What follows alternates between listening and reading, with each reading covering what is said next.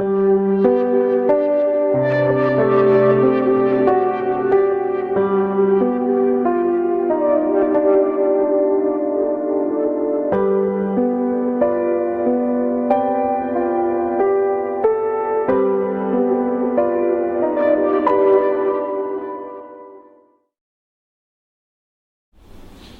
I came out to my mother, she cried.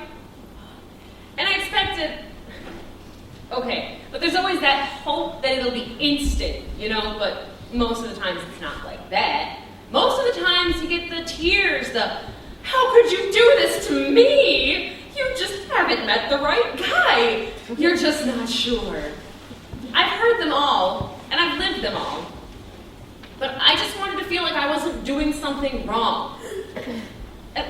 She made a comment like, well, at least we have Peter.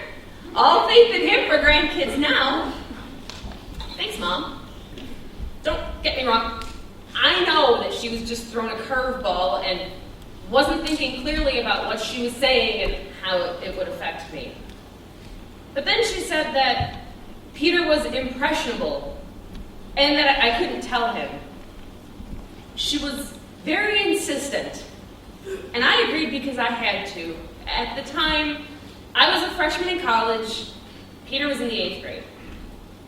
After that, I knew that I needed to find other outlets for support because when my father died, it was just Mom and us. There was no second opinion. She wore the pants and the skirt.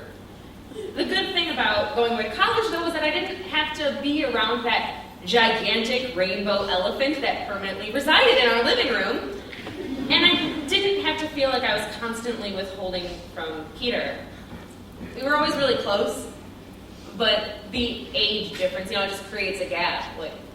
And our interests were just totally different. I was a Barney kid. He was a Dora kid. But one thing that we did have in common was our love for music. When he was in 6th grade, he got a guitar, and I taught him how to play, and it wasn't long at all before he was way better than me. One day, when I was a sophomore in college, I was finishing up a paper, and I got a call out of the blue. And it was from Peter. I almost didn't answer, because ever since Mom had gotten him a cell phone, the kid had been ridiculous. But for some reason that day, I picked up. And I'm really glad I did. Mom had 2 gay kids. He'd been dating a guy under the radar for a while.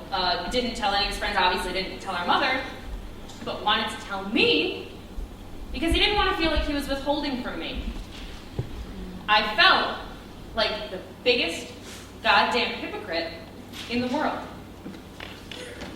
So, yeah, there it is. Wow. What are you thinking right now?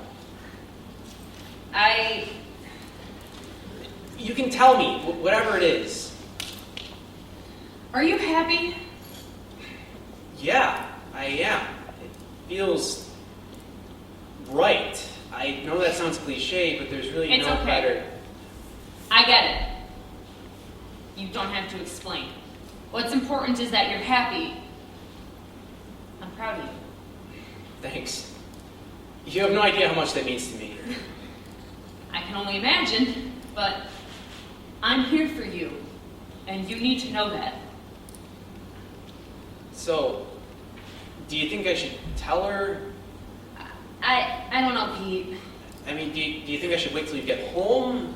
Pete, she really might not be okay with that. You're right. So, do you think it would be better if you were here?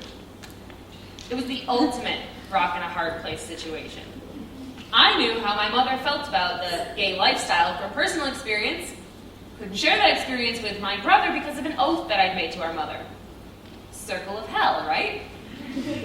If I was there, she might have thought I had some sort of impact on his coming out, but I didn't. He didn't even know. It's not like I could bring my girlfriend home for Christmas, A, because my mother couldn't handle it, B, because she made me promise that Peter would be far removed from my love life, and I respected that. I may not have liked it, And I may have resented her for it, but I love her. And so I stuck it out. But here it is, hitting me right square in the face because I wasn't the only gay kid in the family. And there's no easy way to do it. If I wasn't there, Peter could be shut out, alone, automatically not accepted like I was. And I knew that sheer acceptance was probably definitely not coming for my brother. And I was scared. Because if I was there, my mother could point me out to him outright, and I did not want that to be the way that my brother found out that I was a lesbian. But I thought about it, and I came to the decision that I'm his big sister. This is who he is. I'm going to be there for him, and that's that. Yeah. I'll come home over spring break and I'll make dinner for all of us, and you can act like I don't know if you want it to seem like you're telling us at the same time. Yeah, maybe that would be better. I really But she really might not be okay with it, Peter. And you need to be ready for that because it hurts. I know. I'm just glad that I'll have you there with me. I love you, and I only want you to be happy. I was honestly worried that you'd think about me differently. You're still my brother. This doesn't change you. I love you. Hey, I hope that you're happy, and if this guy you're seeing doesn't make you happy, then you need to dump him. Thanks. I love you. We had dinner one night. I made spaghetti for the three of us. We all sat down to eat, and Peter just told her. Like, hey, Mom, I'm gay. it actually went pretty well. She cried a little bit, and she asked him if he was sure, but she said that if this was what made him happy, then she was okay with it. And she didn't say a word about me. I was baffled. So, you're okay with Peter being gay? Well, I'm not okay with it, Dana, but what can I do? You're my kids. But when I told you, you acted like... It's gotten easier in the past few years, but I still need time. But you never talk about it, or ask, or anything. It's still difficult. Okay, honey, you just need to give me time. Well, I'm just glad you did that for Peter. He's different than I am. Well, you may be different, but you're both still my kids. And if you do want to talk to me about it, just, take it slow. I'm not sure what I can handle with this just yet. I'm getting there. I'm just not there yet.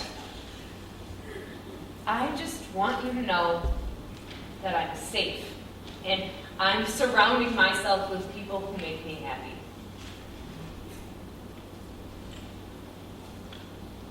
Do you want to know more? For now, no. Because what you've told me is the most important thing. I still love you, honey. That's not it. It's just difficult for me to rework my expectations. When I told Peter that I was a lesbian, he was disappointed with me for not telling him right away, but then he gave me this big hug, and he said, well, now we have even more in common, sis. I lived in New York City for the start of my grad program. Even though I didn't live at home, I'd visit all the time, and Peter would always tell me that he needed to talk about the things that were going on in school. I fucking hate it. This guy from my trick class saw me and Kyle out to coffee, and he told everyone that we're together. They've been fucking brutal. They won't stop with the faggot bag shit. I fucking hate it. It was bad. Facebook posts on Twitter, full-out blogs, those fucking ridiculous honesty box things on MySpace. He was on all of it, and it was everywhere he looked, and it wouldn't stop. And even when he deleted his Facebook, he'd hear about it from other people, see it on the public forums at school. Some of the really bad shit even got back to our mother. she was approached by another woman in the grocery store who asked her if her son had an STD, which was absolutely not true, but it didn't matter. I just wanted her to take away his laptop and make him pen and paper everything. But yeah, right?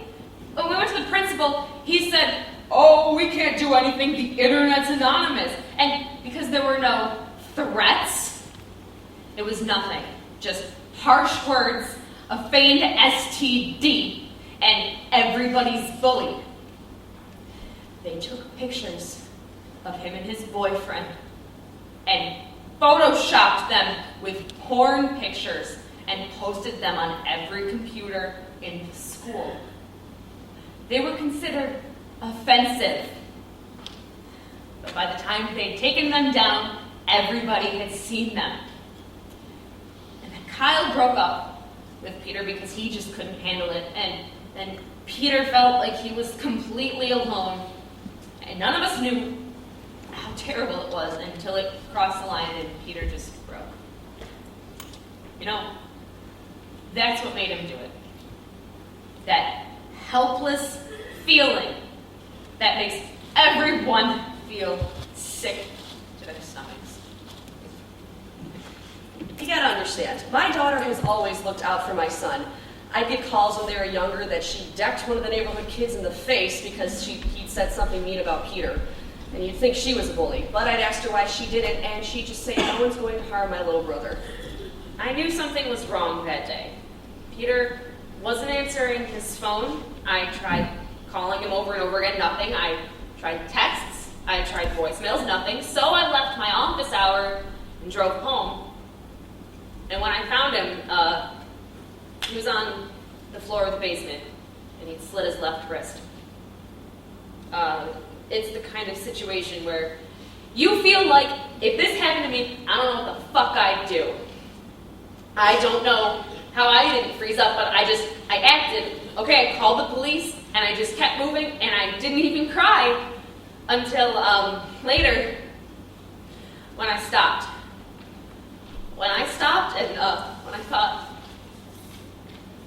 I just might lose my little brother. And then I fucking lost it. They said at the hospital that if he'd cut any deeper, or if Dana had found him when she did, they might not have been able to save him. But he survived. He damaged a tendon in his left wrist, and he didn't regain full use of it until after a few months of physical therapy. And it haunts me, you know, and it bothers me all the time thinking about what would have happened if I hadn't gotten there fast enough. Why wasn't I there for him more? But I can't focus on that. I just have to be there for him now, because that's what's important, you know? So we got him all the help we could. Group counseling, individual, which is his choice. You know, he wanted to see somebody, and we got him there. Whatever he needed, and he felt better. The physical therapy frustrated him, though, because he plays guitar, and to have one of your hands out of commission is frustrating, but it made him work through it that much harder because he needed that hand. And there's us, you know, if you wanted to talk about it, and that's the most important thing. You know, when something like that happens, something that tragic to a kid, to a family, you don't ignore that. You know, that's not water under the bridge. You don't pretend it didn't happen. You talk about it and you listen. The listening, that's the most important part. And we can never know what was going on in his head when... And I don't really want to know. Because he's so much better now. And I'm so proud of him, you know? And there were kids that would say things to him after his attempt like, "Wow, way to finish off the job. Should have finished it off, you fucking faggot. Way to fuck up at something else." Nice, right? I mean, I remember being bullied at school. They called me fat, ugly, the worst, but this is so much worse. I mean, to tell him to go kill himself after all of that, you know, how is this okay? So I confronted his principal, and it was like pulling teeth. I mean, you'd think they called him fat or ugly or something normal and he could defend himself because he's not fat and he's not ugly. so it would hold no power. But when you make fun of somebody for their sexuality, there is no insult that can put that into equilibrium unless you sink really deep into someone's core. Everybody has that one thing. We tried to have charges filed against Pete's bullies, but all the lawyers said that we wouldn't have a case.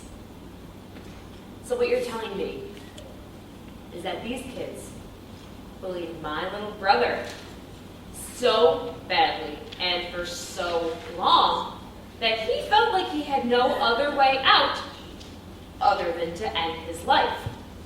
And we don't have a case. Biggest fucking amount of bullshit, if I've ever heard it. Oh, the media seemed interested at first because Peter was gay, but the second they found out he survived, the story lost its thunder. But my mother has really surprised me. A different woman, full 180.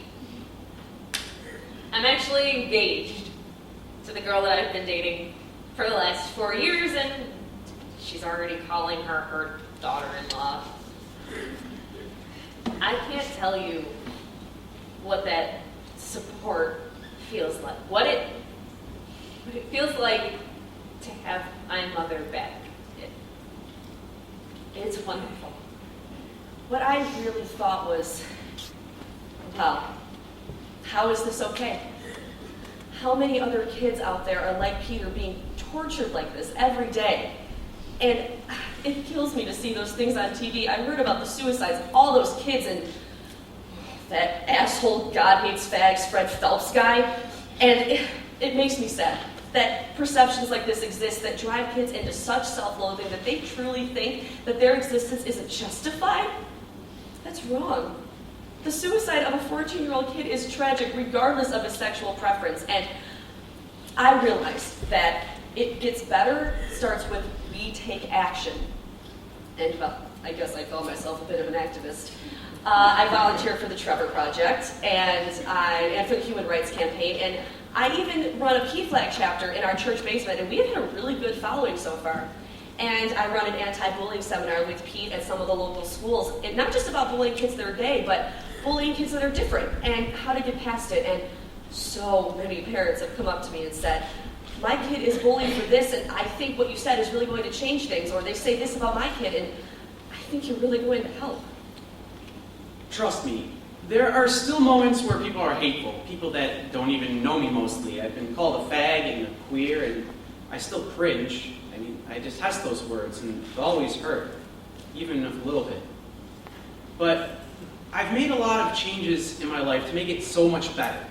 I've done what I had to create the best environment for myself. I've switched schools, and the school I'm in now has a GSA, the Gay Straight Alliance, and you're looking at the newest president. I've become a peer mentor, and I've made a lot of great friends. And when I look at my mom and all the work she's done, I'm just amazed. She's come so far, and she always tells me how much she supports me. And her and my sister, they've been great. And don't get me wrong, our house isn't the Leave It to Beaver house or anything like that. I mean, we're pretty sarcastic people. But there are no doubts in my mind that they'll ever stop loving me. I went to the Gay Pride Parade this past year, and let me tell you, it was the biggest party ever.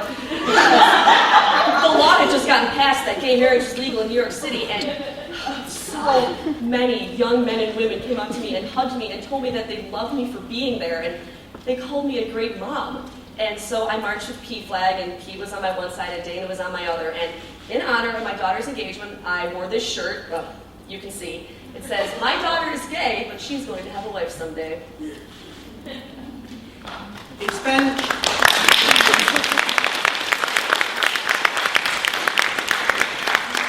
It's been 2 years since I tried to take my life.